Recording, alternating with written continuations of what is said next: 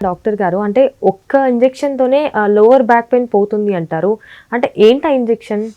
So, యూజువల్‌గా మీరు అడిగిన క్వెషన్ చాలా ఇంపార్టెంట్. చాలామంది వచ్చి నన్ను కూడా అడుగుతా ఉంటారు.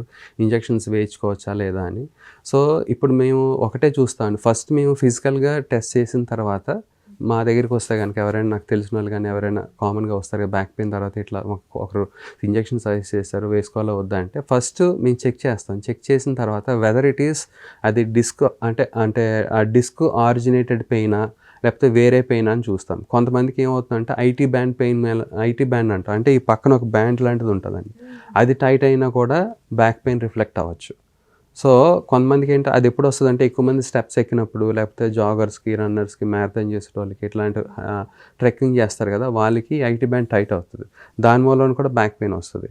సో, ఇప్పుడు నేను చెప్పినట్టు ఇందాక పైరిఫార్మిస్ టైట్‌నెస్ అన్నా కదా! బటక్‌లాగ్ మజిల్ అది టైట్ అయినప్పుడు కూడా సయాటికా పెయిన్ మిమిక్ అవుద్ది. సో, ఇలాంటివి డిఫరెన్షియేట్ చేసుకొని మేమేం చేస్తాం ఇది ఉందా లేదా? ఎక్స్‌క్లూజన్‌లో ఉందా లేదా? ఇది లేదు అంటే ఫైనల్‌గా ఇప్పుడు కొన్ని హెర్నియేటెడ్ డిస్క్ అంటే డిస్క్ ప్రాబ్లమ్ ఉన్నప్పుడు కొన్ని టెస్ట్‌లు ఉంటాయి. ఎస్ఎల్ఆర్ అట్లాంటి టెస్ట్స్ ఉంటాయి.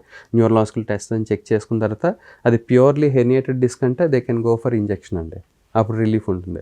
ఒకవేళ గాని ఇప్పుడు నేను చెప్పినట్టు పైరిఫార్మిస్ సిండ్రోమ్ అంటే బటక్‌లాగ్ మజిల్ మూలాన సయాటికా పెయిన్ మిమిక్ అయినా, లేకపోతే ఐటీ బ్యాండ్ టైట్ అయినా, లేకపోతే ఇప్పుడు షోల్డర్ పెయిన్ అని చెప్పాను కదా! దాని మూలాన కూడా కొన్నిసార్లు రేడియేటింగ్ పెయిన్ రావచ్చు. ఎక్కువ ఫ్రీక్వెంట్‌గా వచ్చినప్పుడు. అట్లాంటి టైంలో మనం ఇంజెక్షన్ ఇస్తే గనుక వాళ్ళకి ఉపయోగం ఉండదు. సో, అందుకని మనం ఏం చేస్తామంటే ఫస్ట్ దాన్ని ఏదైతే మనకి ప్రాబ్లమ్ ఉందో అది ఎక్స్‌క్లూజన్ క్రైటీరియాలో ఉందా లేదా చూసుకున్న తర్వాత ఇంజెక్షన్‌కి వెళ్ళమని చెప్తాం. ఇప్పుడు నేను ఇంతకుముందు చెప్పిన పెద్ద ఆవిడ గురించి కూడా చెప్పాను కదా!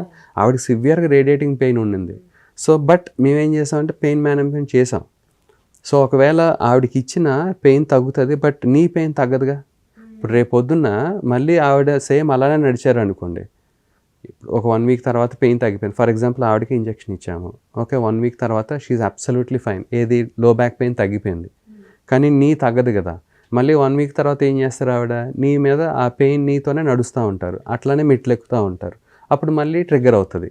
సో, అందుకనే మన లైఫ్ స్టైల్ ఆ పేషెంట్స్ యొక్క లైఫ్ స్టైల్, ఆ పెయిన్ ఆరిజినేషన్ ఎట్లా ఉందో ఎక్స్‌క్లూజివ్‌గా దాన్ని డిఫరెన్షియేట్ చేసుకొని ఇస్తే బెటర్ అండి. అంటే బ్యాక్ పెయిన్‌కి కూర్చునే పోస్చర్ మార్చుకుంటే సరిపోతుందా? లేక దీనికేమన్నా ట్రీట్మెంట్స్ అవసరం అంటారా? So, exactly. ఇది వెరీ గుడ్ క్వెషన్ అండి. ఇప్పుడు నేను ఇంతకుముందు మనం డిస్కస్ చేస్తున్నట్టు చిన్న పిల్లలు ఆల్మోస్ట్ 10 ఇయర్స్ నుంచి కూడా బ్యాక్ పెయిన్ వస్తుంది కదా! సో, మాక్సిమం ఇప్పుడు నేను చిన్నగా మీకు చిన్న చిన్న నంబర్స్ చెప్తాను. ఇప్పుడు మనం స్ట్రెయిట్‌గా పడుకున్నాం అనుకోండి బెడ్ మీద మన లోయర్ బ్యాక్ అంటే లోయర్ డిస్క్స్ మీద యూజువల్‌గా 25 కిలోస్ పడుతుంది.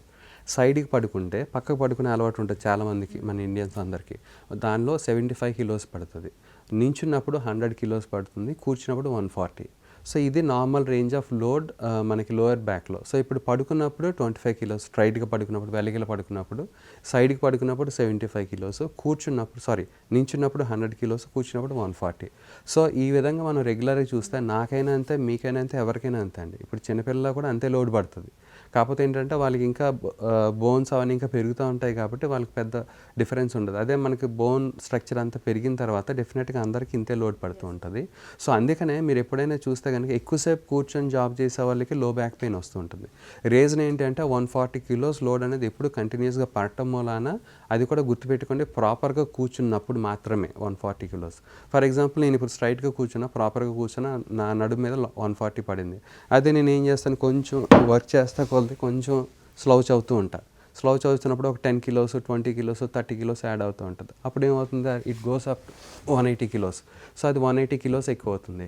అంటే దాదాపుగా 140 నుంచి 180, 200 కిలోస్ పెరుగుతున్నప్పుడు డెఫినెట్‌గా ఆ మజిల్ తీసుకోవాల్సిన కెపాసిటీ తీసుకోలేదండి. దానికొక సర్టెన్ వెయిట్ తీసుకునే కెపాసిటీ ఉంటుంది. లోడ్. ఎప్పుడైతే లోడ్ తీసుకోలేదో ఆటోమేటిక్‌గా అది స్ట్రెయిన్ కింద కన్వర్ట్ అయ్యి పెయిన్ కింద కన్వర్ట్ అవుతుంది. సో, పోస్చర్ అనేది చాలా చాలా ఇంపార్టెంట్. ఇప్పుడు ఫర్ ఎగ్జాంపుల్ నేను చాలామందికి చెప్తా ఉంటాం. అయ్యో! నేను వర్క్ చేస్తున్నప్పుడు నా బాడీ తెలీదండి. నా వల్ల కావట్లేదు కూర్చొని. మీకు వల్ల కావట్లేదంటే మీరు బ్యాక్ పెయిన్‌ని ఆహ్వానించినట్టే. సో, మీరు ఎందుకు చెప్తామంటే ఇప్పుడు మనకి సివియర్ బ్యాక్ పెయిన్ వచ్చిన తర్వాత కొన్నిసార్లు నేను చాలామంది చూస్తూ ఉంటా కదా! ఆఫీస్‌కి 3-4 మంత్స్ లీవ్ పెట్టేంత స్టేజ్ కూడా ఉంటది. ఇంకా ఎట్లా అంటే they will be so stressed అనమాట. అంటే ఒక లో స్టేజ్‌కి వెళ్ళిపోతారు. ఈ బ్యాక్ పెయిన్ తగ్గట్లేదు. ఏం చేసినా బ్యాక్ పెయిన్ ఉంటుంది.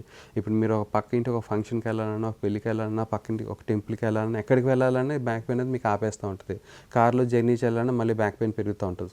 సో ఈ విధంగా ప్రతి ఒక్క డే టు డే యాక్టివిటీలో ఎప్పుడైతే బ్యాక్ పెయిన్ మీకు ఇంక్లూషన్ అయిపోతుందో డెఫినెట్గా యూ ఫీల్ వెరీ స్ట్రెస్డ్, ఇంకోటి లో అయిపోతారు. సో అందుకనే మనం ముందు నుంచే దీన్ని అరికట్టామనుకోండి, ఏం లేదు, సింపుల్గా స్ట్రైట్ పాస్చర్ కూర్చుంటే చాలా బెటర్ అని చెప్తాం. కానీ అది చాలా కష్టం. ఎందుకు అంటే మెయిన్ రీజన్ ఏంటి అంటే ఇప్పుడు ప్రాపర్ పాస్చర్లో కూర్చుంటే మన కోర్ మజిల్స్ అన్ని యాక్టివేట్ అవుతాయి. కోర్ మజిల్స్ యాక్టివేట్ అయినప్పుడు మనకి లోడ్ అనిపిస్తుంది. ఎప్పుడైనా ఎనీ మజిల్ యాక్టివేట్ అయినప్పుడు లోడ్ అనిపిస్తుంది. సో అందుకని కాసేపు మీరు ఇప్పుడు ఎవరైనా స్ట్రైట్గా కూర్చోండి, మనకు ఒక 2-3 మినిట్స్ తర్వాత అబ్బా ఏదో ఇబ్బందిగా ఉంది, కరెక్ట్గా లేదు, అందుకని వెంటనే స్లౌజ్ అయిపోతాం. ఈ స్లౌజ్ అయినప్పుడు ఏమవుతాయంటే ఈ కోర్ మజిల్స్ ఏవైతే ఉంటాయో అవన్నీ కట్ ఆఫ్ అయిపోతాయి, అంటే అవి పనిచేయడం మానేస్తాయి.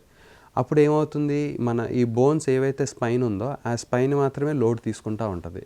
సో మనం ఏం చేసాం, కోర్ మజిల్స్ ఏవైతే యాక్టివేషన్లో ఉండాలో అవన్నీ జీరో చేసేసి స్పైన్ మీద డైరెక్ట్గా లోడ్ ఇచ్చాం. సో ఆబ్వియస్లీ అప్పుడు పెయిన్ వస్తుంది. అందుకని అంటే ఇటు పనిలో ఒత్తిడికి అంటే బ్యాక్ పెయిన్కి సంబంధం ఉందా? డెఫినెట్గా ఉంటుంది. ఉంటే ఒకవేళ దానికి ఎలా మెయింటైన్ చేయాలి అంటారు?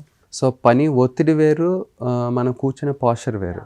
ఇప్పుడు కూర్చున్న పాస్చర్ని ఈ విధంగా చెప్పినప్పుడు కరెక్ట్గా కూర్చుంటే మన కోర్ మజిల్స్ యాక్టివేట్ చేసి అవి డిస్క్ మీద ఎక్కువ లోడ్ పడకుండా ఆపుతాయి. ఒకవేళ పాస్చర్ బ్యాడ్ పాస్చర్లో ఉంటే కనుక ఆ కోర్ మజిల్స్ డీయాక్టివేట్ అయిపోయి ఆ ఎక్కువ లోడ్ అంతా డిస్క్ మీద పడి ఆ బోన్స్ మీద పడి మనకి పెయిన్ రావడం ఉంటుంది. మీరు అన్నట్టు స్ట్రెస్ మూలాన, ఇప్పుడు పని ఒత్తిడి మూలాన, ఇప్పుడు ఫర్ ఎగ్జాంపుల్ ఒకరికి పెయిన్ ఉందండి, ఒక 40% పెయిన్ ఉంది. Okay, at the end of the day ఏమవుతుంది, ఎక్కువసేపు కూర్చోవడం వల్ల స్లోగా ఇట్ విల్ పైలప్, అంటే అది పైలప్ అయ్యి ఒక 60-70% పెయిన్ రీచ్ అవుతుంది. ఇంకోటి స్ట్రెస్ యాడ్ అయింది అనుకోండి, స్ట్రెస్ రిలీజ్ హార్మోన్స్ ఉంటాయి కదా, అవి దాని మూలాన్ని కూడా పెయిన్ ఇంకా అది 70% ఎప్పుడైతే రీచ్ అయిందో ఇంకా స్ట్రెస్ కూడా యాడ్ అయితే కానీ ఇట్ హిట్స్ అప్ టు 100% అనమాట. సో డెఫినెట్గా పని ఒత్తిడి కానీ any stress is directly involve in to the pain aggravation అండి.